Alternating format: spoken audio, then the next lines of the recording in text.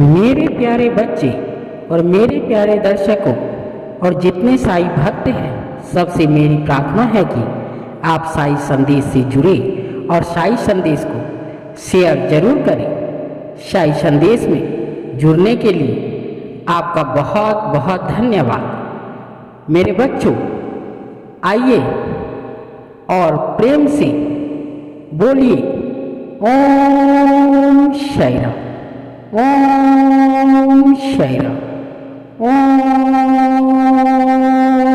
साईं राम। राधे राधे।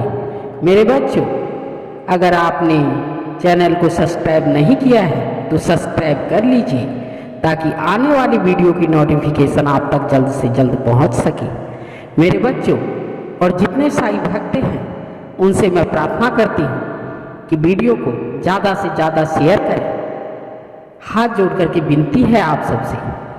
तो मेरे बच्चों, आइए आज जानते हैं क्या भगवान कृष्ण और मूसा की सीख एक थी। मेरे बच्चों,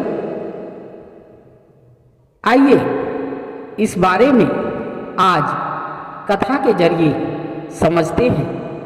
श्री कृष्ण मूसा को ईश्वर से 10 काम सौंपे गए, वो उससे मिला वैसे ही बातें भागवत पुराण में भगवान कृष्ण ने भी कही है। फिर आज दोनों धर्मों की बात और बातें इतनी अलग क्यों लगती है? मेरे बच्चों, ध्यान पूर्वक सुनिए। श्री कृष्ण और मूसा की ये बातें जो जिंदगी आपकी बदलने वाली है। आज हिंदू और बाइबल आधारित यहूदी, ईसाई और इस्लाम धर्मों में कई अंतर दिखते हैं। मेरे बच्चों, एक बड़ा फर्क यह है कि हिंदू धर्म में भगवान को सर्वव्यापी माना जाता है, लेकिन बाइबल में आधारित धर्मों में ईश्वर को भव्य बाहरी शक्ति।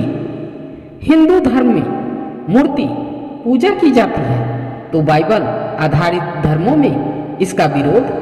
आज ऐसा ही है, लेकिन संभव है कि इन दोनों धर्म समूहों के मूल में एक ही विचार हो, जिसने वक्त के साथ अलग अलग रूप ले लिया हो। मेरे बच्चों, इसे ध्यानपूर्वक सुनिए, क्योंकि आधा अधूरा ज्ञान हमेशा घातक होता है। मेरे बच्चों, इसे समझने के लिए हम श्री कृष्ण और पैगंबर मूसा की दी गई सीख पर नजर डालते हैं, क्योंकि इन दोनों के जीवन में चौंकाने वाली समानताएं दिखती है। महर्षि अरविंद, स्वामी विवेकानंद और महात्मा गांधी की माने तो भारत की डेस्टिनी आध्यात्मिक क्षेत्र में है, और इस दिशा में आगे बढ़ने के लिए हमें दूसरे धर्मों से संवाद करके साझा समझ बनानी ही होगी। मेरे बच्चों, मूसा की शिक्षा का मूल उन 10 आदेशों में उपलब्ध है, जिन्हें 10 कमांडमेंट्स कहते हैं कि ये आदेश उन्हें भगवान ने साइनाई पर्वत पर दिए थे।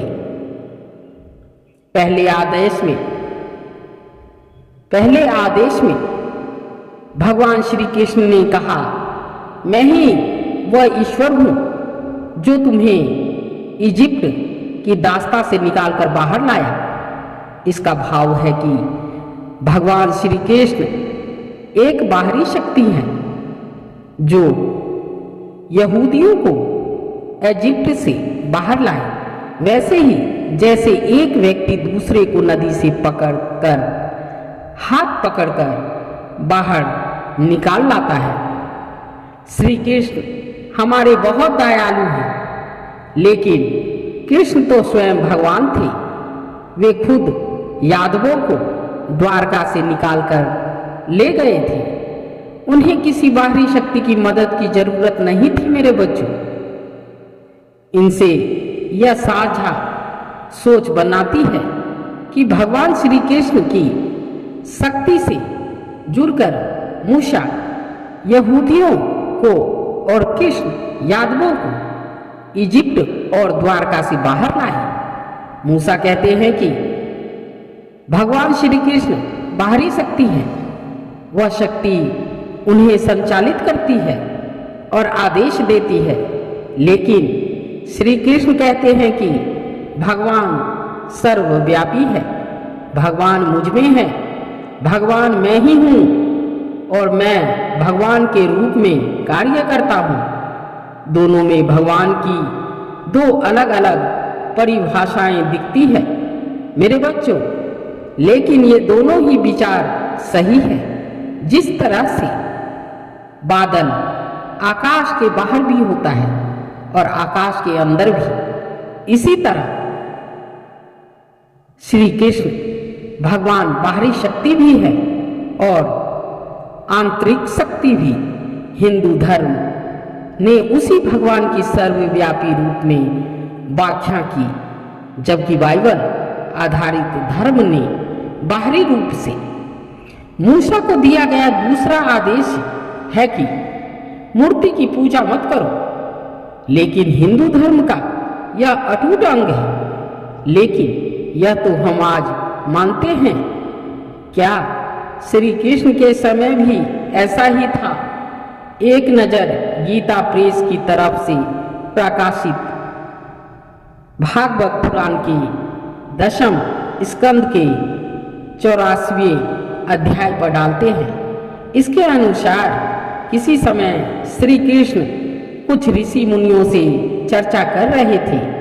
तब उन्होंने कहा, केवल मिट्टी या पत्थर की मूर्तियां ही भगवान नहीं होती। जो लोग मिट्टी, पत्थर और लकड़ी की मूर्तियों को भगवान मानते हैं, वो मनुष्य शरीर में होकर भी पशु हैं।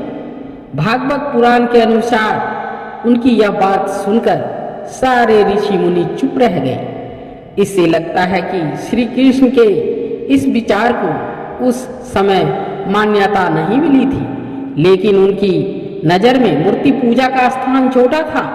मेरे बच्चों, उनका यह विचार श्री कृष्ण भगवान की तरफ से मूसा को दिए गए दूसरा आदेश, मूर्ति की पूजा मत करो, से मेल खाता है। तीसरा आदेश, श्री कृष्ण भगवान के नाम का उपयोग गलत ढंग से मत करो। यह गलत ढंग को भौतिक स्वार्थ सिद्धि के रूप में समझा जा सकता है। यानी श्री कृष्ण भगवान ने आदेश दिया कि मेरा नाम भोगवाद के लिए मत लो, या भगवान का नाम आध्यात्मिक उन्नति के लिए लेना चाहिए। कृष्ण भी यही उपदेश देते हैं मेरे बच्चों। भागवत पुराण के 11वें स्कंद के 21वें अध्याय में श्री कृष्ण कहते हैं उद्धव जी से, यह स्वर्ग आदि का वर्णन करने वाली श्रुति परम पुरुषार्थ नहीं बताती, लेकिन बहुमुखी पुरुषों के लिए अंतकरण शुद्धि के लिए वैसा वर्णन करती है जैसा बच्चों में औषधि में रुचि जगाने के लिए रोचक वाक्य कहे जाते हैं। मेरे बच्चों, ध्यानपूर्वक सुनिए। इसीलिए श्री कृष्ण कहते हैं कि भौतिक वस्तुओं पर केंद्रित वेदों का उपयोग सिर्फ चित्त शुद्धि के लिए करो। उनसे भागवत प्राप्ति नहीं होगी। जो इंसान के मन में लालच हो, वो इंसान कहाँ से और कैसे भागवत कथा की प्राप्ति और भागवत का रसपान कर सकता है? मेरे बच्चों, इस तरह से देखे तो श्री कृष्ण और मूसा की बात एक लगती है। चौथा आदेश है कि सप्ताह में एक दिन विश्राम करो। यहूदी धर्म में सप्ताह में एक दिन, सब्त के दिन काम करने की मनाही है, लेकिन बाइबल में कई जगहों पर प्रतिपदा पहले और सवेद बाद में कहा गया है। विद्वानों का मानना है कि प्रतिपदा के दिन धार्मिक काम किए जाते थे, जबकि साप्ताहिक अवकाश के दिन श्रमिकों और पशुओं को आराम करने का मौका मिलता था। हिंदू धर्म में साप्ताहिक अवकाश का खास जिक्र मुझे नहीं मिला मेरे बच्चों, लेकिन प्रतिपदा का विशेष महत्व है। भागवत पुराण के 11वें स्कंद के 18वें अध्याय में प्रतिपदा को पहले और पूर्णिमा को बाद में रखा गया है। बाइबल में प्रतिपदा के साथ सवैध बताया गया है, जिनमें आगे चलकर सवैध प्रमुख हो गया और प्रतिपदा गौण हो गई। भागवत पुराण में प्रतिपदा के साथ पूर्णिमा बताई गई, यहाँ आगे चलकर पूर्णिमा प्रमुख हो गई और प्रतिपदा गौण। आज यहूदी धर्म में सवैध का महत्व है, जबकि हिंदू धर्म में पूर्णिमा का। लेकिन मूसा और कृष्ण के समय दोनों धर्मों में प्रतिपदा का महत्व दिखता है। मेरे बच्चों, आज सवैध के दिन खास व्यंजन बनाए जाते हैं, जबकि हिंदू धर्म में पूर्णिमा के दिन उपवास रखा जाता है। लेकिन बाइबल की ईशाया की किताब में भी उपवास को महत्व दिया गया है। इसीलिए कुछ यहूदी विद्वान कहते हैं कि पहले बाइबल में भी सवैध के दिन व्रत रखने की परंपरा थी, लेकिन समय के साथ यह बदल गई। मेरे बच्चों, आज सवैध के दिन भोज किया जाता है, लेकिन श्री कृष्ण, इसीलिए कृष्ण और मूसा दोनों के काल में उपवास का विधान दिखता है। मेरे बच्चों, 5वें आदेश में अपने माता पिता का आदर करो, यह सामान्य बात है, सामान्य क्या बात है। भागवत पुराण में मुझे ऐसा विशेष संदर्भ नहीं मिलता, लेकिन हिंदू धर्म में माता और पिता को देवता बताया गया है। 6वां आदेश है, किसी की हत्या मत करो। भागवत पुराण में एक किस्सा है, कुछ संत एक यज्ञ कर रहे थे मेरे बच्चों। तभी उसके बीच से कोई संत प्रधान संत के आसन पर जाकर बैठ गया, लेकिन बलराम जी ने उन संत को प्रधान संत की उपाधि के समक्ष नहीं समझा। उन्होंने तत्काल उनकी हत्या कर दी। इस पर वहां जुटे अन्य संतों ने बलराम जी को कहा कि यह आपने यह ठीक नहीं किया, इन संतों ने कोई पाप नहीं किया था, आपने अकारण ही इनकी हत्या की है। तब बलराम जी ने प्रायश्चित किया। इससे पता चलता है कि भागवत पुराण के अनुसार भी किसी व्यक्ति की अकारण हत्या नहीं करनी चाहिए, जैसे कि मूसा को दिए गए 6वें आदेश में कहा गया है। मेरे बच्चों, ध्यान पूर्वक सुनिए। 7वां आदेश है कि वह विचार नहीं करना। इसी तरह भागवत पुराण में कृष्ण कहते हैं कि कुलीन स्त्री और स्त्रियों के लिए जार पुरुष की सेवा सब तरह से निंदनीय ही है, इससे उनका परलोक बिगड़ता है। यानी इससे भी दोनों धर्मों में निंदनीय बताया गया है। 8वां आदेश है, चोरी मत करो, और 9वें, झूठी गवाही मत दो। ये सामान्य आदेश है जो सभी धर्मों में है। 10वां आदेश है, दूसरों की संपत्ति लेने की इच्छा मत करो। श्री कृष्ण ने भी कहा है, मुझ तक पहुंचने के 3 मार्ग हैं, भक्ति मार्ग, कर्म मार्ग और ज्ञान मार्ग। इनके अलावा जो लोग सिर्फ इंद्रियों, भौतिक सुखों से संचालित होते हैं, वे इस संसार के चक्कर काटते रहते हैं। मूसा दूसरों की संपत्ति की इच्छा करने से रोकते हैं, तो कृष्ण भौतिक वस्तुओं के प्रपंच में पड़ने से रोकते हैं।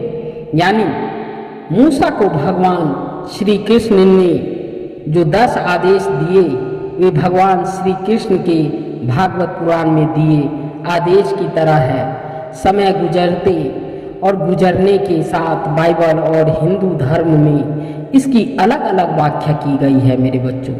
इसीलिए आज दोनों धर्म अलग दिखने लगे हैं, कुछ वैसे ही जैसे दो बहनों का अलग अलग परिवारों में विवाह होने से 50 साल बाद वे अलग दिखने लगती हैं। हमें चाहिए कि हिंदू और बाइबल आधारित धर्मों के बीच संवाद स्थापित करें ताकि हम मैत्रीपूर्वक रह सकें। जैसे शैव और वैष्णव रहते हैं, तभी महर्षि अरविंद, स्वामी विवेकानंद और महात्मा गांधी का सपना पूरा होगा। मेरे बच्चों, मूसा और श्री कृष्ण की ये 10 जो है ज्ञान की बातें कैसी लगी कमेंट जरूर करना मेरे बच्चों। तो इसी के साथ आप प्रेम से बोलिए ओम शाई राम, ओम शाई राम, ओम शाई राम। राधे राधे, राधे कृष्णा।